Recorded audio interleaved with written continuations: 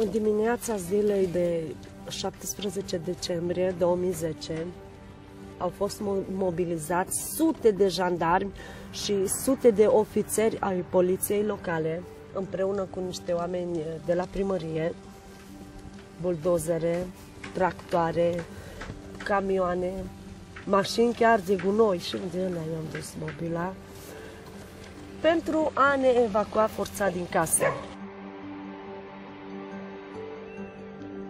Am fost obligați, nimeni nu vrea să înțeleagă, dar chiar am fost obligați să acceptăm casele noastre în care locuim în momentul de față, deoarece ei ne-au obligat, ne-au presat, ne-au amenințat, nu accept să rămâi în drum.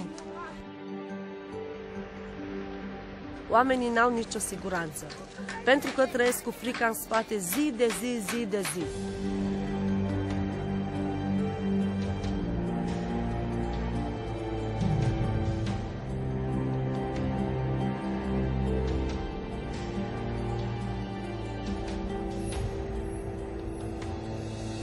Asta. E foarte greu de ajuns și să mergi să-ți cauți de mâncare. Acum ne-am izolat. Nu au făcut drum, nu au făcut absolut nimic. Noi luminat. Asta, noaptea, când vine noaptea, nu vedem nimic pe afară. Nu se vede, fiindcă nu este stâlpuri de lumină. Sunt riscuri pentru copii, pentru oameni venind să-și ducă să-și cumpere o pâine, să vină pe stradă. Nu vezi, nu auzi. Pădurea este aproape, este risc. Sunt animale de pădurilor, animale de păduri. Urși, lupi și nu mai știu ce. Dorim să plecăm de aici. Vrem să plecăm de aici, din câmp. Dar normal că ne e frică, dacă toți spune că dacă străci evacuăm, dacă noi vă evacuăm, cum să nu-ți fie frică? Păi noi trăim cu frica în spate toată ziua.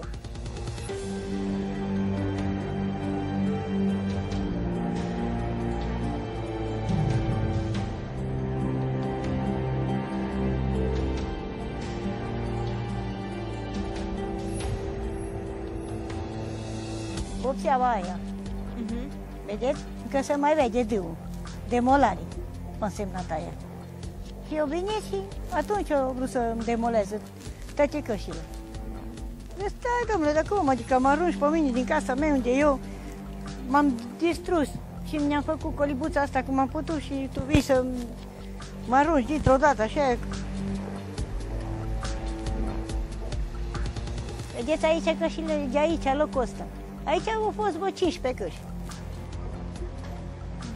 Aici, care au nevelat, au făcut drept.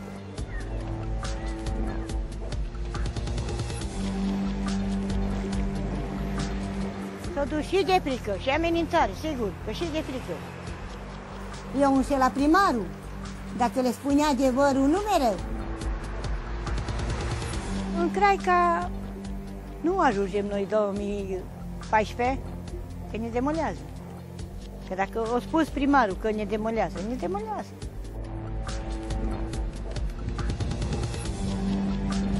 Păi, dar ce înseamnă să rămâi cu frica? Înseamnă că frica asta te poate zăpăci.